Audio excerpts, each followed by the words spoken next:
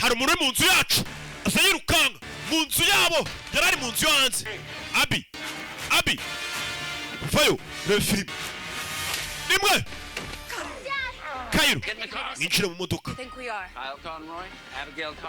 Kyle Conley, Abigail Conley, mwese mwinjire mu modoka. Uyu mugabo bose arabazi.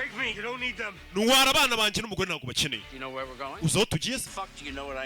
None kucyuza icyo nyeneye. Kucyumbwira ngo nuwara umugore n'abana uzi ko ari bo nyeneye tugende. Umugabo ushe kumutwara bawuze bakorana. Twe turabizi utangira filime niwe bavuganaga kuri telefone.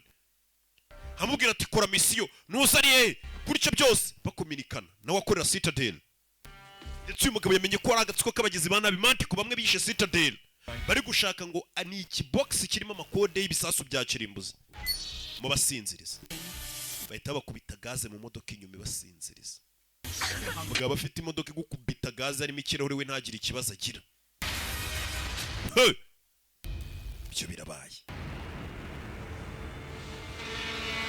Tugaruke Miami niho bavuze ngo ari icyo gikese gahantu ku mwaro no ari CIA Black Site ahantu hibanga biriya bigo by'ubutasi babikorera misiyo zabo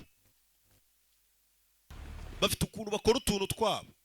Ubundi za CIA za MI6 za RIB za Mossad yose nyine bari ibigo bimwe nyine bikuri perereza n'iki mu gihugu.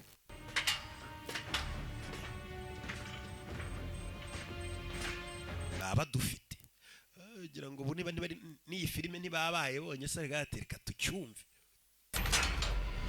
MI6 uzu butasi kora narib.